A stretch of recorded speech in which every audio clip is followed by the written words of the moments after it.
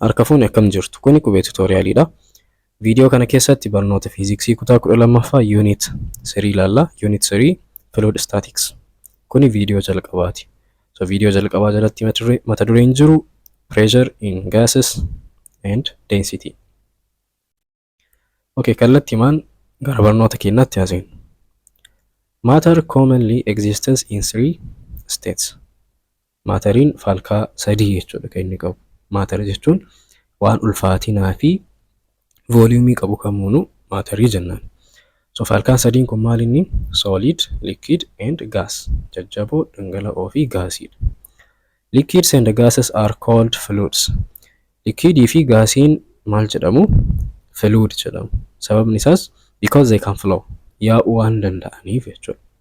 When a force acts on a fluid, it moves or flows. So humni fluid irratti yoo dalageeffamu fluidiin maal godha? Move godha yookaan ni yaa'a jechuudha. So fluid mechanics is a study of fluids both at rest and in motion. So fluid mechanics in damee fiiziksiiti waa'ee fluidii qorata jechuudha. Fluids is a study of fluid both at rest and in motion. So fluidii rest irra jiru fi kan motion irra jirus ni qorata jechuudha. So fluid mechanics'n walumaa galatti waa'ee fluidiiti kan qoratu. Fluidii boqonna irra jirus ta'e kan sochii irra jirus ta'e hin qorataa jechuudha. Fluid statics kan jennuun immoo damee fluid mechanics'iti. Fluid statics specifically deals with fluids at rest. So fluid statics'n fluidiiwwan boqonna irra jiran kan socho'aa hin jirre qorataa jechuudha. In fluid statics, there is no relative motion between adjacent layers of fluid. Fluid statics keessatti layeriiwwan fluidii lama jidduu sochiin hin jiru, relative motioniin hin jiru. And there is no shear or tangential stress. Akkasuma shear stressiin hin jiraatu. Kana jechuun maal jechuudha? So fakkeenyaaf bishaan meeshaa kana keessa jira haa jennu. Bishaan meeshaa kana keessa jiru so layeriidhaan jechuudha kan ta'u. Akkasuma kan lammaffaa ammoo ujummootu jira. Bishaan ujummoo keessa yaa'aa jiru. Layerii qabaa jechuudha kunis. Alright. So fluid statics'n kan qoratu waa'ee bishaan isa kanaati jechuudha. Kan hin sochoone jechuudha kan inni qoratu. So adjacent layers, layeriiwwan moleculiin fluidii kanaa uuman jidduu maaliin hin jiru? Relative motioniin hin jiru. Rest irra jira jechuun hiikaan akkasii jechuudha. Walii galee fluidiin rest irra jira jechuun layeriiwwan walitti aananii jiran kan fluidii jidduu maaliin hin jiru? Relative motioniin hin jiru. Sochiin hin jiraatu jechuudha. And there is no shear or tangential stress. Shear stressiin yookaan tangential stressiin hin jiru. Stress jechuun gabaabumatti force jechuu humna jechuudha. So normal force fi stress normal stress fi shear stress garaagarummaan isaa normal force'n qaama irratti apply godhaa jirru san perpendicularidha jechuudha kan irratti apply ta'u. So fakkeenyaaf amma kun meeshaan kun yoo jiraate meeshaa kana kallattiidhaan humna irratti apply yoo goone humni kun perpendicularidha. So kuni maal jedhama? Normal stress jedhama. Shear stress kan jedhamu immoo yookaan tangential stress kan jennuun qaamni tokko as bira yoo jiraate force'n kun isa biratti akka godha. So kuni area yoo ta'e area kana fiixee irratti jechuudha. Tangentialidha jechuudha. Walii galee. So fakkiin kunillee isuma nutti mul'isa. So normal stressing fluid irratti act godhu kaminni atmospheric pressureidha jechuudha. So kun area isaati, area fluiditi. Area fluidii kana kallattiidhaan perpendicular act irratti godhu atmospheric pressureidha. So atmospheric pressurein maalidha? Normal stressiidha jechuudha. Shear stressiin immoo hin jiru. Shear stressiin hin jira jechuun shear stressii yoo jiraate fluidiin maal ta'a? Socho'aa jira jechuudha. Right? So shear stress jechuun isa kana. So kun eeriyaa yoo ta'e, eeriyaa kana tangentially humni irratti act godhu jiraannaan that is shear stress jennaan. So leeriiwwan bishaaniillee fudhannee ilaaluu ni dandeenya. So kun amma leerii bishaanii yoo ta'e humni tangentially leerii kanarratti act godhu yoo jiraate leeriin sun maal akka godhu taasisa? Akka socho'u taasisa jechuudha. So sababa kanaaf fluid staticsii keessatti maaliin hin jiru? Shear stress yookaan immoo tangential stressiin hin jiru. Stressiin jiru normal stressii qofa. Alright? The only stress present is the normal stress or pressure which acts perpendicular to surfaces.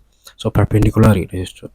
Walii galee normal stressiin yookaan immoo pressurein atmospheric pressurein maaliin godhu? Akka socho'u hin taasisu jechuudha.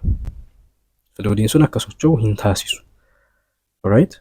So gabaabamatti fluid statics irratti layeriiwwan fluidii lama jidduu relative motioniin hin jiru. Tokko lammaffaa immoo stressiin jiru normal stressiidha malee shear stressii miti jechuudha. So this is it. Okay, properties of solids, liquids and gases. Amala, jajjaboo, dhangala'oo fi kan gaasii. Okay, solid irraa kaana. Solids. In solids, atoms are packed very close together. Solidii keessatti atomoonni sirritti bakka tokko walitti qabamaniiti kan argaman. They are packed very close together. Walitti qabamanii bakka tokko irratti argamu. So as biratti kalaaltan kun inni kun solidiidha jechuudha. Atomoonni solidii yookaan partikiloonni solidii baay'ee walitti dhiyaataniiti kan argaman. Jidduu isaanii bakki banaan jiru baay'ee xiqqaadha jechuudha. A strong intermolecular force holds the atoms in a fixed position. So jidduu isaaniitti humna wal harkisaa cimaa ta'etu jira. Humni wal harkisaa cimaa ta'e sun molekiilota yookaan atomoota kana walitti harkisee qaba jechuudha. These forces act like springs. So humni atomiiwwan solidii walitti harkisee qabu kun akka springiitti jechuudha act ka godhu. Allowing atoms to vibrate but not move freely from their position. So atomoonni bakka jiran sanitti maal akka godhaniin taasisa? Akka vibrate godhuu danda'an ni heeyyamaafi. Garuu immoo but not move freely from their position. Positionii bakka jiran sanirraa akka socho'an isaanii hin eeyyamu jechuudha. Intermolecular forcein atomiiwwan kana walitti harkisee jiru. Because their particles cannot move freely, partikiloonni atomii kan atomiiwwan kan solidii maal ta'uu hin danda'ani cannot move freely akka barbaadanis socho'uu hin danda'an jechuudha bakkuma jiran san irratti kan turan. Solids resist all types of stress. So stressii maal gochuu danda'u? Resist gochuu ni danda'u. Stressiin salphatti maaliin godhu jechuudha? Density isaanii jijjiiruu hin danda'u. Kana liquid wajjin bira qabneen ilaalla. Pointii kana jechuudha. Solids are very difficult to compress. So kino as biratti ibsamee jira. Solidii compress gochuun ulfaataadha because the particles are already closely packed. Partikiloonni walitti dhiyaataniiti ka argaman. Already packedidha. Jidduu isaaniitti bakki qullaan hin jiru jechuudha. So compress goonee xiqqeessuu hin dandeenyu. So kunniin partikiloota yoo ta'an partikiloota kana pressure irratti apply godhuudhaan maal godhuu hin dandeenyu? Salphatti compress hin godhaman jechuudha. Jidduu isaanii bakki qullaa waan hin jirreef. Fakkeenyaaf osoo amma gaasii fudhannee molekiloonni gaasii addaan faffagaataniiti ka argaman. So pressure act osoo irratti goone maal gochuu ni dandeenya? Bakka tokkotti walitti deebisuu xiqqeessuu ni dandeenya jechuudha. Compress gochuu ni dandeenya. Jidduu isaanii bakki banaa waan jiruuf jechuudha. So kanaaf solidiin maaliidhaa miti jennaan? Compressibility miti. Right? Incompressibility dha jechuudha solidiin. So solids maintain a definite shape and a definite volume. Solidiin boca mataa isaa qaba akkasuma volume mataa isaa qaba jechuudha. Itti aansee liquididha. Liquids kun molekiiliiwwan liquidiiti. Isaanis walitti dhiyaataniiti ka argaman. Garuu immoo akka kan maaliitii miti? Akka solidii sanii miti. In liquids, particles are still close together. Liquidii keessattis particloonni walitti dhiyaataniiti ka argaman. Similar to solids. However, they are not fixed in position. Bakka tokko irratti fixed ta'anii hin jiran jechuudha. Sosocho'uu ni danda'u. Waliigallee solidii irratti particloonni solidii uuman walitti dhiyaatanii sirriitti packed ta'aniiti kan jiran. Humni intermolecular forcein walitti isaan harkisu akka bakka san irraa socho'an isaan hin taasisu jechuudha. Liquid irratti garuu xiqqoo asii jidduu isaaniitti bakki banaan ni jira. Akkasuma intermolecular forcein walitti isaan harkisu haga solidii sanii miti jechuudha. Alright? So kanaaf moleculoonni yookaan particloonni liquidii maal gochuu ni danda'u? Socho'uu ni danda'u. Bakka tokko gara bakka tokkotti freely move gochuu ni danda'u. The intermolecular forces are weaker than in solids. So intermolecular forcing humni particloota kana walitti harkisu kan solidii sanii gadi jechuudha. Kan solidiitii wal biroo qabnee yoo ilaallu dadhabaadha, weakidha. But still strong enough to keep particles relatively close. Sanaa ta'u malee solidii wajjin wal bira qabnee yoo ilaallu laafaa haa ta'u malee humni sun particloota kana walitti harkisee qabuudhaaf gahaadha jechuudha. Particles can move, rotate and slide past one another. So liquidii keessatti particloonni maal gochuu ni danda'u? Socho'uu ni danda'u. Bakka tokko gara bakka tokkotti socho'uu ni danda'u, rotate gochuu ni danda'u, and past one another bakka wal jijjiiruu ni danda'u jechuudha. So freely move ni godhu jechuudha walumaa galatti. As a result, liquids can deform easily when force is applied. So sababa kanaaf jecha liquidiin maal ta'uu ni danda'a jechuudha. Humni irratti yoo dalageeffame, act yoo irratti godhame deform ta'uu ni danda'u jechuudha. Boca isaanii haga ta'e ni jijjiiru. A liquid has a definite volume.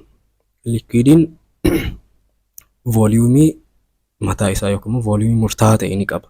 Hin jijjiiramu jechuudha voluumiin isaa. But no definite shape. Garuu immoo boca mataa ofii hin qabu.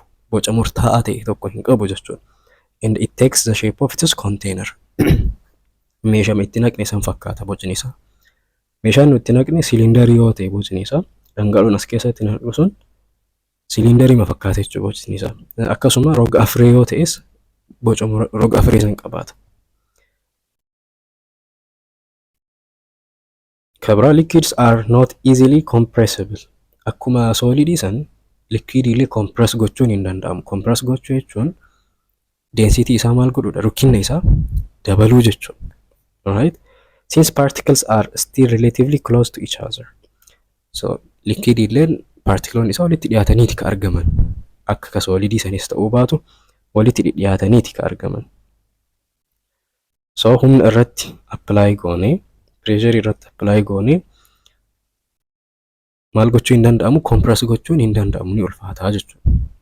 Ka gaasii yoo ta'e garuu salphaadha. Compressibilidha gaasiin. Liquidii fi solidiin immoo incompressibilidha. Alright? So gaasii yoo fudhanne akkuma kana dura jenne particloonni isaa addaan faffagaatanii jiru. So kun amma rukkinni isaa haphiidha miti. Pressure irratti apply yoo goone kallattii hundaanuu pressure apply osoo irratti goone maal ta'a? Moleculoonni kun yookaan particloonni kun bakka tokkotti walitti qabamu jechuudha. Densitiin isaa maal ta'ee jira? Rukkinni isaa dabalee jira. Kuni ka ta'eef sababa jidduu moleculoota yookaan immoo particloota bakki qullaan jiruuf. Alright? So for that matter liquidii fi solidiin maalii miti? Compressibilii miti. Incompressibilidha. Gaasonni immoo compressibilidha jechuudha. Alright? Kun amma moleculoota gaasiiti yookaan particliiwwan gaasiiti. Addaan faffagaataniiti jechuudha argaman. Okay. Gases. In gases, atoms or molecules are far apart compared to their size. So moleculoonni yookaan atomoonni gaasii addaan faffagaatanii argamu. Are far apart. Addaan faffagaataniiti ka argaman. Intermolecular forces are very weak. Intermolecular forcing humni atomiiwwan kana yookaan moleculoota kana walitti harkisee walitti qabuu danda'u akkaan dadhabaadha, weakidha. Except during collisions between particles. Yeroo kan malee yeroo collisioniin jiraatu Molekiilonni gaasii yoo walitti bu'an jechuudha kolliizinii yoo uuman yeroo isaan qofa intermolecular forcein jabaa akka ta'u yeroo saniin ala garuu dadhabaadha jechuudha.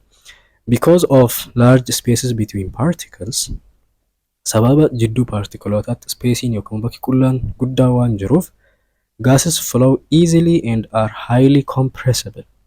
Gaasonni salphamatti sosocho'uu ni danda'u akkasuma compressible dha jechuudha. Compressible dha.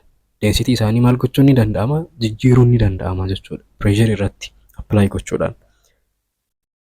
They have no definite shape and no definite volume. So gaasonni volume murtaa'aa ta'e hin qabani akkasuma shape murtaa'aa ta'e hin qabani. Fakkeenyaaf amma meeshaa lama fudhannee meeshaa xiqqaan tokko ni jira. So gaasii as keessa keenne haa jennu. So gaasii wal fakkaataa san meeshaa guddaa keessatti so transfer goone molekiilonni gaasii socho'uu waan danda'uuf maal ta'a jechuudha. Gaasii meeshaa sanis ni guuta jechuudha. So volumiin isaa kas biraa xiqqaadha. Kas biraa immoo guddaadha. Alright? So meeshaa itti naqne sanirra hundaa jechuudha. Volumiin isaa illee volumii maalii hin qabu? Volumii murtaa'aa ta'e tokko hin qabu gaasiin. Akkasuma boca illee murtaa'aa ta'e hin qabu. And they expand to fill the container, the entire container in which they are placed. Containerii kamuu keessa yoo kenne xiqqaa keessas guddaa keessas yoo kenne maal godhu? Expand ni bal'atu jechuudha. Gaasonni molekiilonni waan sosocho'aniif bal'atanii containericha ni guutu jechuudha. Alright? Okay. Itti aansinee teebiliin kun jara sadiin solidii, liquidii fi gaasii wal bira compare goone kan ittiin madalluunidha. So jalqaba particle arrangement isaa particleonni isaanii haala kamiin taa'an kan jedhu laalla. So solidii irratti particleonni isaanii they are closely bonded with pattern. Sirriitti walitti dhiyaataniiti kan argaman. So patternii qaballee ka solidiiwwanii yoo laaltan so as biratti it have a pattern tartiiba qabaa jechuudha. Walitti dhiyaachuu qofa osoo hin taane tartiiba qaba. Liquidii yoo ilaalle immoo particles are closer together with no pattern. Particleonni walitti dhiyaataniiti kan argaman. Garuu immoo patternii hin qabu jechuudha. Akka kan solidii sanitti tartiiba hin qabu. Right? Gaasiinoo. Gaasii keessatti particles are far apart with no pattern. Particleonni akkaan walirraa fagaatanii argamu. Akkasuma patternii hin qabu jechuudha. Tartiiba waan qabu miti. Right? So as biratti ilaaluu ni dandeettu. Itti aansee particle movementii sochii particleonni taasisan. Kan solidii particleonni socho'uu hin danda'an. Particles vibrate about their mean position. Bakkuma jiran sanitti hollachuu ni danda'u, vibrate gochuu ni danda'u. Garuu immoo socho'uu hin danda'ani. Kan liquidii hoo particles can move past each other. Socho'uu ni danda'u. Bakka jiran sanitti freely move gochuu ni danda'u. Ka gaasii hoo particles can move past each other. So gaasii keessattis socho'uu ni danda'u garuu immoo ka liquidii san caala jechuudha. Alright? Ka biraa pointiin ijoon compressibility dha. Kamtu compressibility dha, kamtu compressibility miti.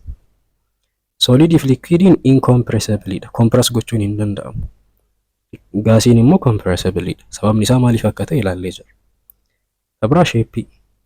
Solidin have definite size and shape. Shape fi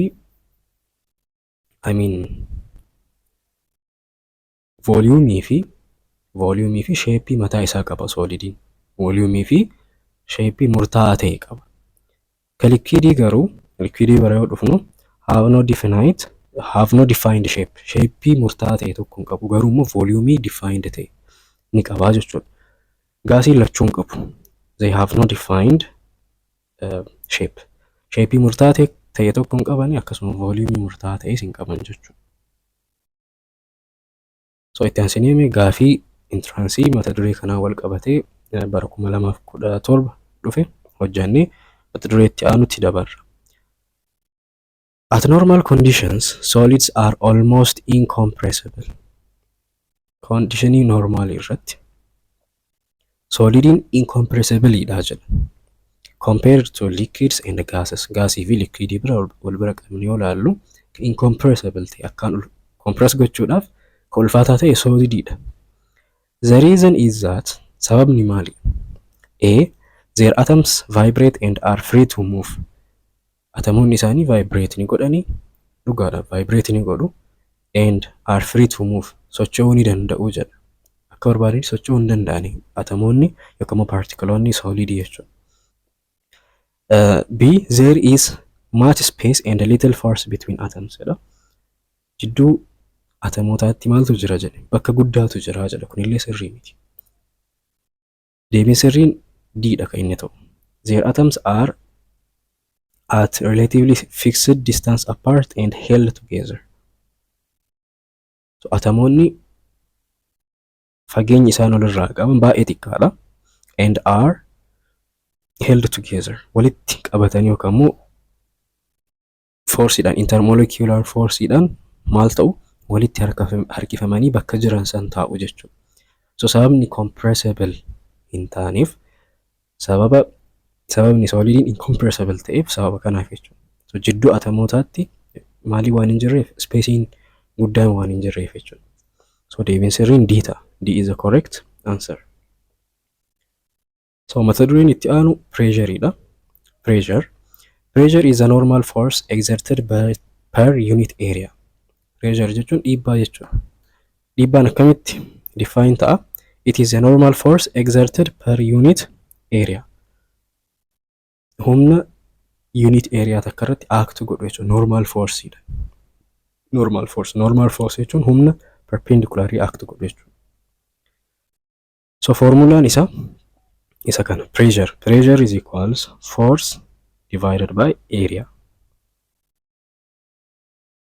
Pressure is a scalar quantity.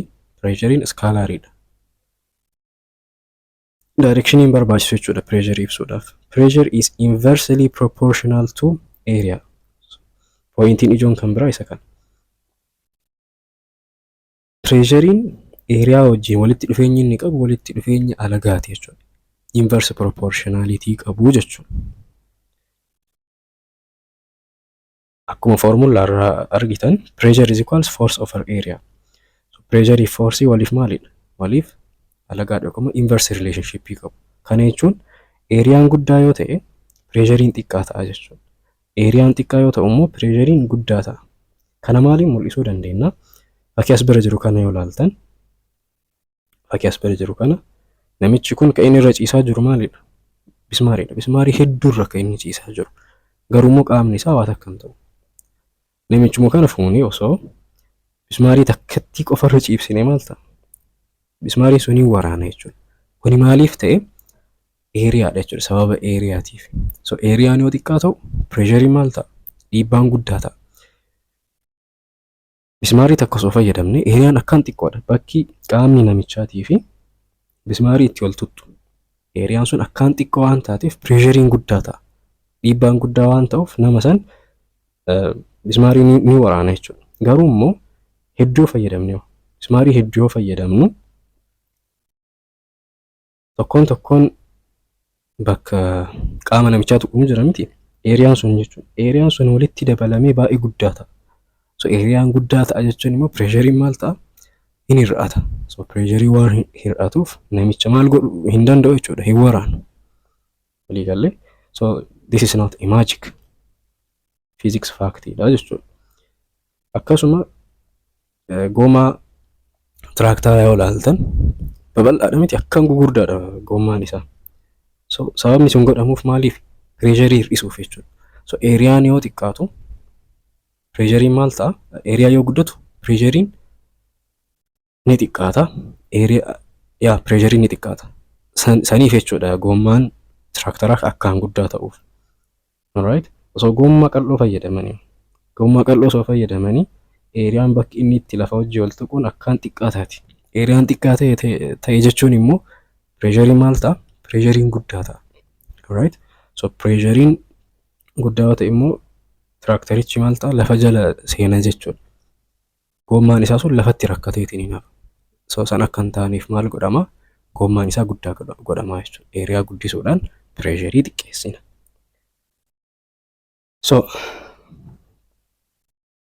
So pressure if eeriyaan waliif inversely proportional ta'uu isaanii beekuu qabna.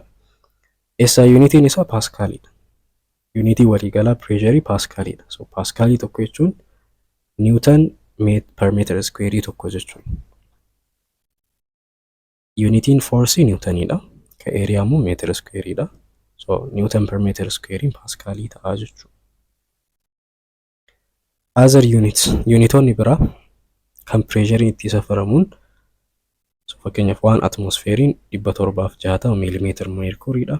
760 torr 101.3 kilopascal qixxeetaa 14.7 pounds per square inch. So kunniin hunduu pressure ibsuudhaaf unitoota itti fayyadamnudha. As keessaa akka qabatuun isin barbaachisu waan atmosfeeriin qixxeetaa 101.3 kilopascal ka jedhu kun nu fayyada. Tana qabachuun barbaachisa jechuudha. Tabraamo 760 mm mercury ka jedhu kan akkamitti akka dhufe waa'ee barometrii viidiyoo taanu keessatti yoo ilaallu kan diskas goonu ta'a bakka sanitti.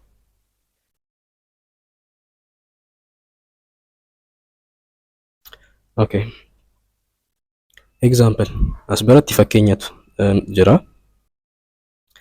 Okay. Example.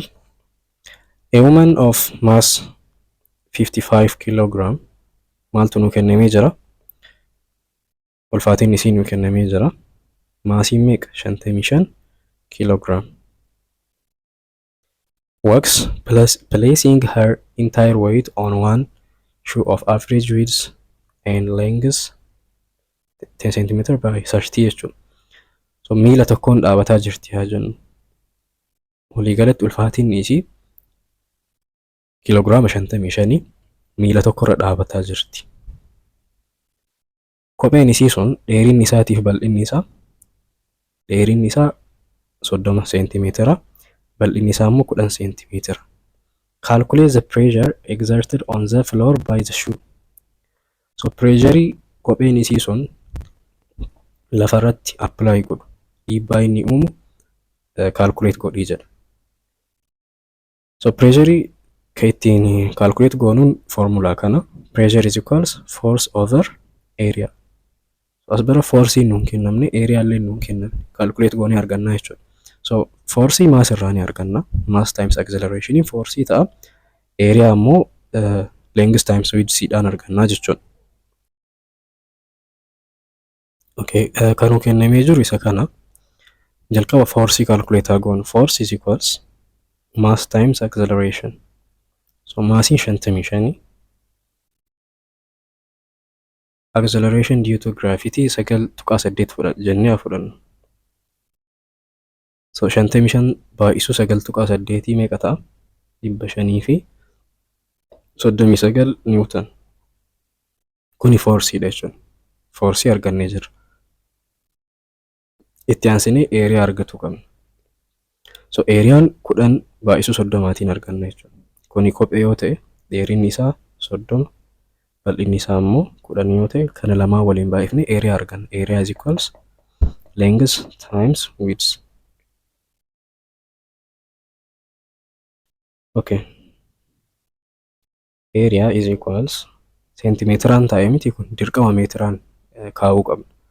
So 30 baay'isuu 10 paaworii senti jechuun 10 the power of negative 2 times 10 times 10 the power of negative 2 jechuudha. So 30 baay'isuu 10 300 ta'a. 300 baay'isuu 10 paaworii negative 4 ta'a jechuudha. 300 baay'isuu 10 paaworii negative 4ti. So pointii 4 duubatti yoo deebisne meeqa ta'a? 0.03 ta'a jechuudha. Which is equals 0.03 meter square.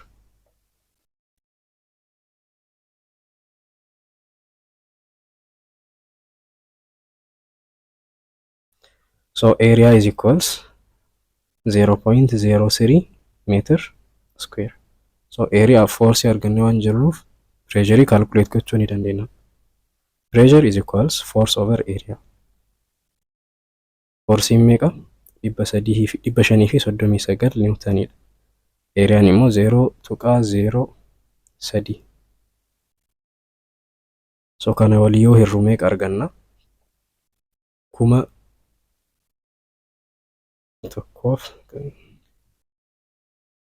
okay, it is 18,000.